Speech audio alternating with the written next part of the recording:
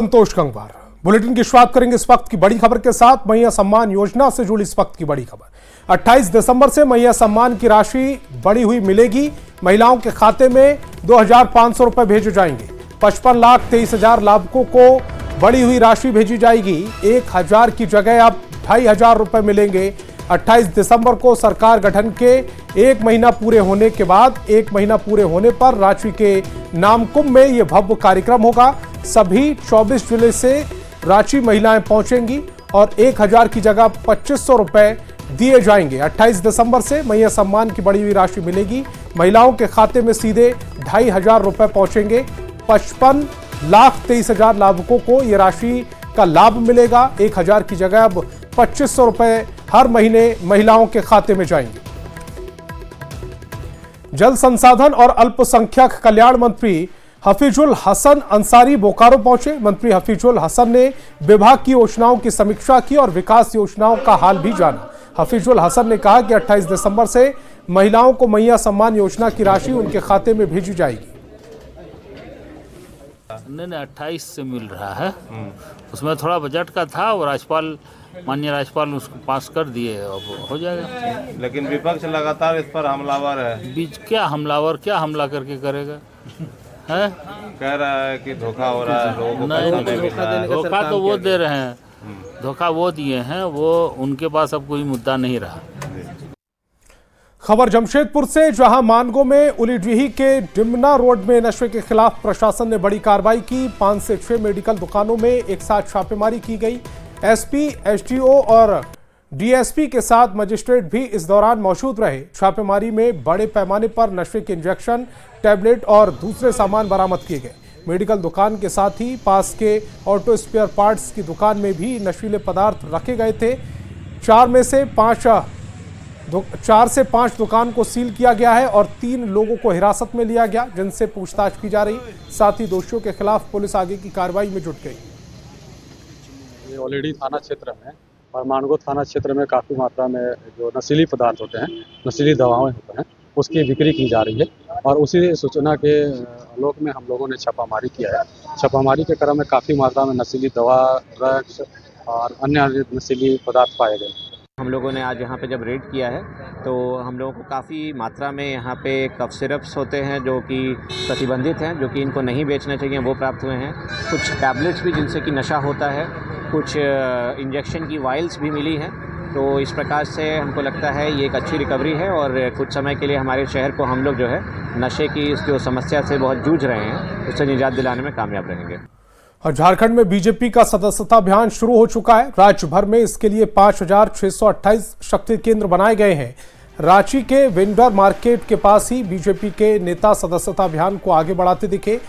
Miss call और online सदस्यता ग्रहण करने के लिए लोग बीजेपी के शक्ति केंद्र पहुंच रहे हैं। बीजेपी नेताओं के अनुसार ये सदस्यता पर्व है जिसमें बड़ी संख्या में लोग जुड़ रहे हैं। सदस्यों को बनाने का कई तरीका है, लिंक के थ्रू है, वेबसाइट के थ्रू है। अभी पार्टी ने एक सदस्यता अभियान को पर्व के तौर पे लिया है, महापर्व चल रहा है। हम लोगों ने भी हर शक्ति केंद्र पे काउंटर लगाया है। लोगों को रेफरल लिंक के द्वारा, कॉल के द्वारा हम लोग सदस्य बना रहे हैं। अभी ज़्यादा से ज़्यादा लोगों को जोड़ने का लक्ष्य है, 59 लाख का लक्ष्य है। उम्मीद है हम लोग ज़्यादा से ज़्यादा लोगों को पार्टी की सदस्यता दिलाने में मदद करेंगे। जी, एक लिंक प्रोवाइड होता है, उसमें वो अपना नंबर से OTP डालना, अपना नाम, एड्रेस, मोबाइल नंबर उसे डालना पड़ता है और एक उसे SMS आता है, आपका एक कार्ड बन के आएगा। जी, तो इससे पहले भी बने थे जब चला था? नहीं, ऐसे आज ही बने। और बीजेपी के सदस्यता अभियान की सरायकेला में शुरुआत हुई। इसमें पूर्व मुख्यमंत्री और बीजेपी विधायक चंपाई सोरेन इंद्र टाटी के शक्ति केंद्र में पहुंचे और लोगों से बीजेपी की सदस्यता ग्रहण करने की अपील की। उन्होंने कहा कि प्रधानमंत्री मोदी, बीजेपी के राष्ट्रीय अध्यक्ष JP नड्डा और केंद्रीय गृह मंत्री अमित शाह पर लोगों को काफी विश्वास है। उन्होंने कुछ दिन इंतजार करने के बाद सरकार के खिलाफ सड़क पर उतरने का ऐलान किया। कुछ दिन हम लोग देख रहे हैं कि क्या क्या जो चुनाव का समय वादा किया है इसको पूरा कर रहा है नहीं कर रहा है, थोड़ा इंतजार हम लोग कर रहे हैं, उसका बाद हम लोग बताएंगे। इसीलिए तो हम बोला जनादेश जब मिल चुका है, जनादेश हम लोग सम्मान करते हैं। और भाजपा को विपक्ष में रहने के लिए जनादेश मिला, इसीलिए नया सरकार। और बीजेपी के सदस्यता अभियान पर सत्ताधारी दल जेएमएम और कांग्रेस ने निशाना साधा। सत्ताधारी दल ने तंज कसते हुए कहा कि खुद को अंतर्राष्ट्रीय पार्टी कहने वाली पार्टी राज्य में ही नहीं टिक पाई। जेएमएम के अनुसार ये फर्जी लोग हैं जो फर्जी डेटा के जरिए खुद को बड़ी पार्टी बनाने का दंभ भरते हैं। लोग अपने आप को विश्व और अंतर्राष्ट्रीय पार्टी कहती थी, वो एक रीजनल पार्टी के भी उसमें नहीं रह पाई और जो बताते थे कि लाखों लाख सदस्य हैं, उनको उस अनुरूप सदस्यों ने भी वोट नहीं दिया है। देखिए, बीजेपी सबसे बड़ी पार्टी होने का दावा करती है। मिस कॉल मारते थे और सदस्य बन जाते थे। कॉल सेंटर में दे दिया जाता था नंबर और मिस कॉल लोग मारते रहता था, सदस्यता बढ़ते जाता था। तो ये फर्जी लोग हैं, फर्जी डाटा प्रस्तुत करते हैं। कौन सदस्य बनना चाहेगा? कौन भाजपा के साथ अब जुड़ना चाहेगा? अब तो उनका सूर्य अस्त होने के कगार पर है।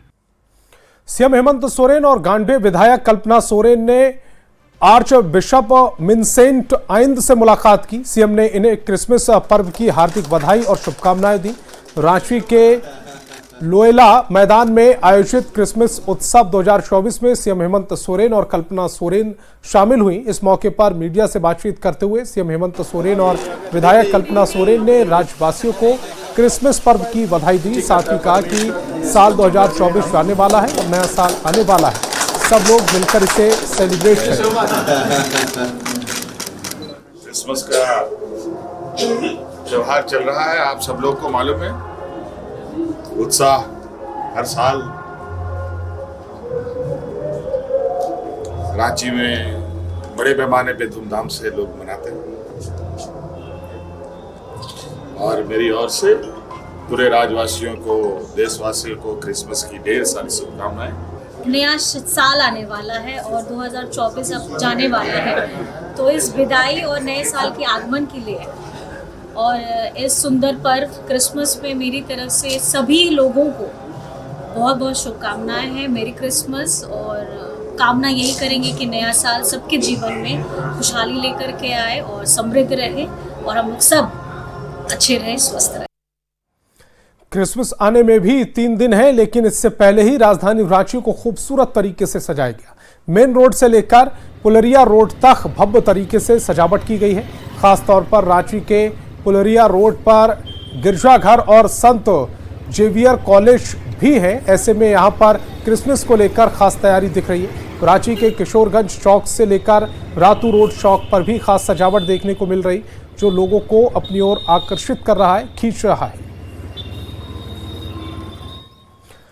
नए साल में कोई आपकी खुशी में खलल नहीं डाले, इसे लेकर हजारीबाग पुलिस ने पूरी तैयारी कर ली है। चौक चौराहों पर अब ट्रैफिक पुलिस वैसे लोगों की पहचान करने में जुटी है जो नशे की हालत में ड्राइविंग कर रहे हैं।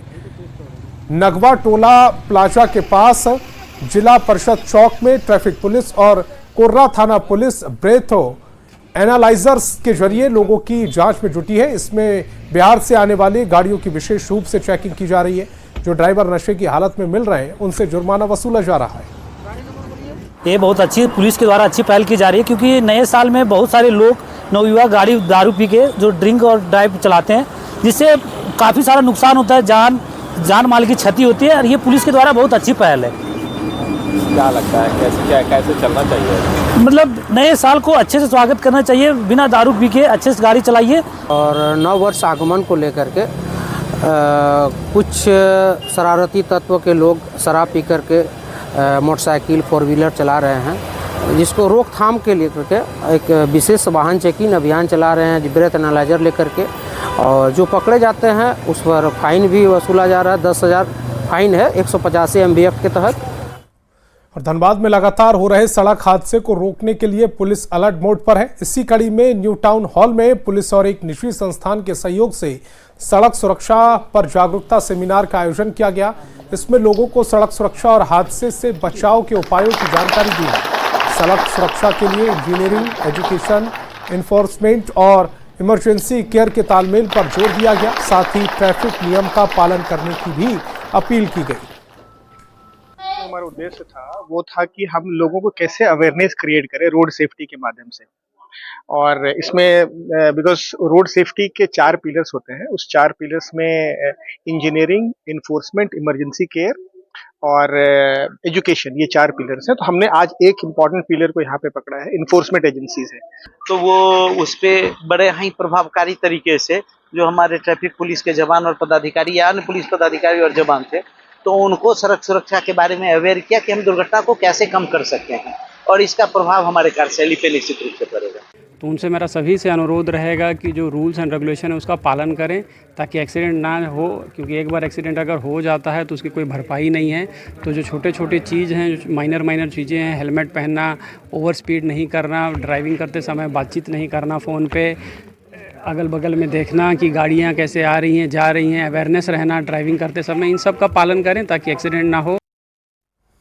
और धनबाद के तोपचांची झील के कायाकल्प के लिए 76 करोड़ रुपए की लागत से ब्लूप्रिंट तैयार किया गया है। इसे लेकर आधुनिक पर्यटन स्थल के रूप में विकसित किया जाएगा। नगर विकास और पर्यटन मंत्री सुदिव्य कुमार सोनू ने झील का निरीक्षण किया। उन्होंने बताया कि झील को आधुनिक सुविधाएं दी जाएंगी और स्थानीय लोगों को रोजगार के अवसर भी मिलेंगे। धनबाद की ये खबर आप तक पहुंचा दें। पर्यटन को एक नया रूप देने के उद्देश्य से जमाडा के पदाधिकारियों, हमारे माननीय मथुरादा पूर्व मंत्री के साथ हम लोगों ने आज बैठक की, स्थल निरीक्षण किया। और जमशेदपुर के बिष्टुपुर स्थित टाटा जू में बटरफ्लाई स्पॉट का उद्घाटन टाटा स्टील के वाइस चेयरमैन चाणक्य चौधरी और जुस्को के एमडी ने किया है। इस तितली क्षेत्र में कोल्हान क्षेत्र की 75 प्रजाति की तितलियों को रखा गया, जिन्हें अब आम लोग देख सकेंगे। बटरफ्लाई जोन बोलेंगे जिसका अभी उद्घाटन हुआ है, क्योंकि आप लोग सब भी थे, हम लोग सब का पूरा एक आई वुड से ट्यूटोरियल हुआ है, हम लोग का एक ट्रेनिंग हुआ है कि कैसे बटरफ्लाई का एवोल्यूशन होता है और from the start till the end सिर्फ पूरा साइकिल 40 दिन का है। तो उसमें भी जब से बटरफ्लाई उड़ना शुरू करती है तो मेरे को तो 20 दिन नहीं उसका पूरा रहता है। और सिमडेगा में ठनका गिरने जैसी प्राकृतिक आपदा से इस साल कई मौतें हुई हैं। इसके अलावा साल भर में सांप काटने से भी कई लोगों की जान गई। प्राकृतिक आपदा से नुकसान के लिए सरकार की तरफ से राहत के तौर पर पीड़ित परिवारों को मुआवजा देने का प्रावधान है। जानकारी के मुताबिक इस साल 59 आपदा पीड़ितों को कुल 11 करोड़ 70,555 रुपए का मुआवजा दिया गया।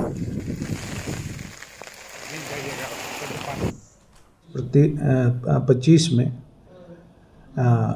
प्राकृतिक आपदा के तहत वज्रपात से मानव क्षति में 3 लाभुकों को 12 लाख रुपया का भुगतान किया गया है। इस प्रकार अब तक कुल 59 लाभुकों को 1,17,05,500 रुपये की राशि का भुगतान किया गया है। रामगढ़ में बरकाकाना हजारीबाग रेलखंड पर मांडू रेलवे स्टेशन की हालत जर्जर हो चुकी है। यहां की इस स्टेशन पर कई एक्सप्रेस ट्रेन का स्टॉपेज नहीं है, जिसकी वजह से लोगों को काफी दिक्कतों का सामना करना पड़ता है। रेलवे स्टेशन की सुविधा होने के बावजूद लोगों को दूसरी गाड़ियों का सहारा लेना पड़ता है। स्टेशन का जायजा लिया न्यूज़ 18 संवाददाता जावेद खान ने। मांडू स्टेशन के पास में आप हमारे पीछे देख सकते हैं, यह मांडू स्टेशन का टिकट काउंटर है, यानी बुकिंग कार्यालय है, लेकिन यहाँ से कभी टिकट नहीं कटता है। बताया गया कि एक जोड़ी ट्रेन यहाँ पर रुकती है, कोडरमा बरकाकाना पैसेंजर ट्रेन यहाँ पर जरूर रुकती है, लेकिन यहाँ पर टिकट नहीं काटा जाता है। मांडू के लोगों को यहाँ पर उम्मीद देख सकते हैं, एक यहाँ पर गुड्स ट्रेन जा रही है। इसे ही देख के यहाँ के ग्रामीण जो है या अपना जो है ये देख सकते हैं कि गुड्स ट्रेन यहाँ जा रही है, लेकिन पैसेंजर ट्रेन जो है एक जोड़ी ही रुकती है जिसका टिकट नहीं कटता है। कुछ लोग हैं, बताइए यहाँ पर ट्रेन नहीं रुकती है? यहाँ एक जोड़ी ट्रेन रुकती है, जो और कह सकते हैं कि हम लोग को पता ही नहीं चलता कि यहाँ स्टेशन है कि क्या है। यहाँ बोलिए अपराधियों का अड्डा हो गया है। और यहाँ जो ट्रेन इंटरसिटी एक्सप्रेस है या वंदे भारत है, इस तरह का ट्रेन यहाँ रुकता, तो यहाँ जबकि ग्रामीण और शहरी क्षेत्र का समावेश है यहाँ पर।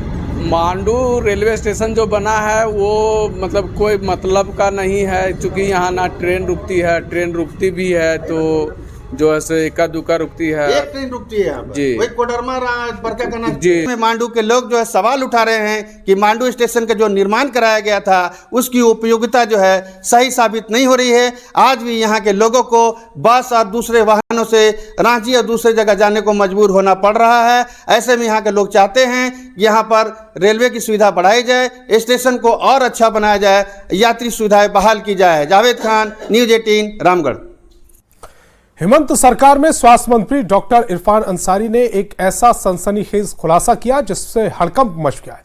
भ्रष्टाचार का भंडाफोड़ इरफान अंसारी ने अपनी ही सरकार को कटघरे में खड़ा कर दिया। हेमंत सरकार पर 206 नई एम्बुलेंस खरीदने के नाम पर पुरानी बसों को मॉडिफाई कर एम्बुलेंस बनाने का आरोप health minister doctor Irfan Ansari ने लगाया है। एक खास रिपोर्ट आपके लिए।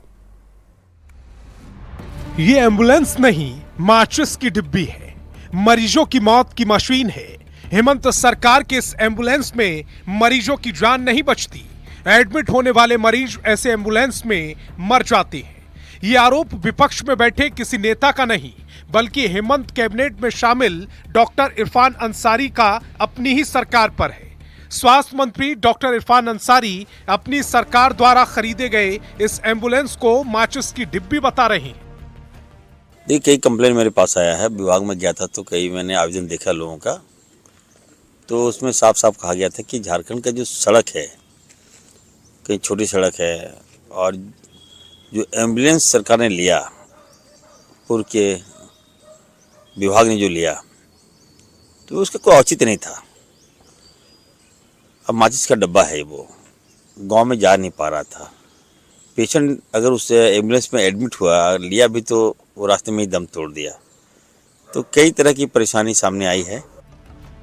भ्रष्टाचार का भंडाफोड़ इरफान अंसारी ने अपनी ही सरकार को कटघरे में खड़ा कर दिया है। पिछली सरकार में बन्ना गुप्ता के स्वास्थ्य मंत्री रहते 206 एम्बुलेंस खरीदने का दावा किया गया था, पर सच्चाई ये है कि एम्बुलेंस के नाम पर पुरानी बसों को ही मॉडिफाई कर एम्बुलेंस बना दिया गया। स्वास्थ्य मंत्री डॉक्टर इरफान अंसारी ने खुद इसका खुलासा किया। ग्रामीण क्षेत्रों में बड़ी होने के कारण वो स्वास्थ्य सेवा का लाभ जो ग्रामीणों को मिलना चाहिए था वो नहीं मिल पा रहा था। इसलिए नए एम्बुलेंस लाएंगे जो फुल्ली इक्विप्ड होगा, जो छोटा होगा और ग्रामीण क्षेत्रों में आसानी से पहुंच जाएगा। लोगों की जान से खिलवाड़ पर बीजेपी भी हेमंत सरकार पर हमलावर है। विपक्ष एम्बुलेंस खरीद की जांच कर भ्रष्टाचारियों के खिलाफ कठोर कार्रवाई की मांग कर रहा है। यह सरकार पिछले 5 वर्षों से भ्रष्टाचार में डूबी हुई है और राज्य को भी डुबाई है, और खुद भी इसके लोग जो चला रहे हैं, जो मंत्री हैं, जो अधिकारी हैं, वो डूबे हुए हैं। तो अब तो स्वयं मंत्री इस बात को स्वीकार कर रहे हैं। बीजेपी का आरोप है कि हेमंत सरकार ऊपर से नीचे तक पूरी तरह भ्रष्टाचार में डूबी है। सिर्फ स्वास्थ्य विभाग ही नहीं, बल्कि 5 साल में सारे विभागों में करप्शन हुआ है। बीजेपी और स्वास्थ्य मंत्री डॉक्टर इरफान अंसारी की बातों में कितनी सच्चाई है, ये तो जांच के बाद ही दूध का दूध और पानी का पानी हो जाएगा। रांची संवाददाता गौरव झा और अविनाश कुमार के साथ ब्यूरो रिपोर्ट, न्यूज़ 18। और झारखंड में नए साल पर गठबंधन दल के नेताओं को सौगात मिल सकती है। ये सौगात बोर्ड निगम आयोग की खाली कुर्सी की ताजपोशी की होगी। हेमंत सोरेन सरकार पार्ट 2 के गठन के बाद इसकी संभावना बढ़ गई है। इस बार गठबंधन वाली सरकार में जेएमएम, कांग्रेस और आरजेडी के साथ सीपीआई एमएल के नेताओं को बोर्ड निगम और आयोग का तोहफा मिल सकता है।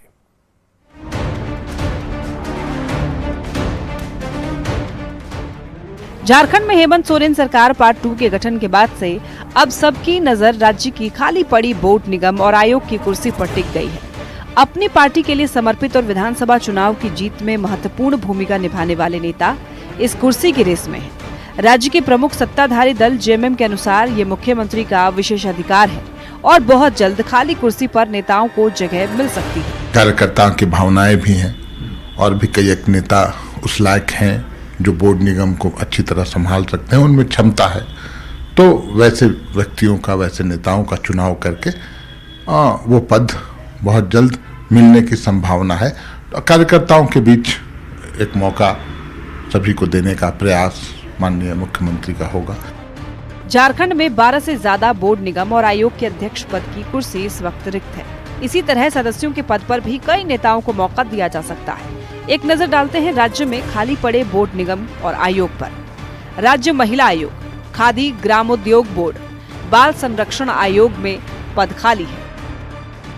पिछड़ा राज्य वर्ग आयोग, राज्य सूचना आयुक्त, प्रदूषण नियंत्रण बोर्ड में भी नियुक्ति का इंतजार है।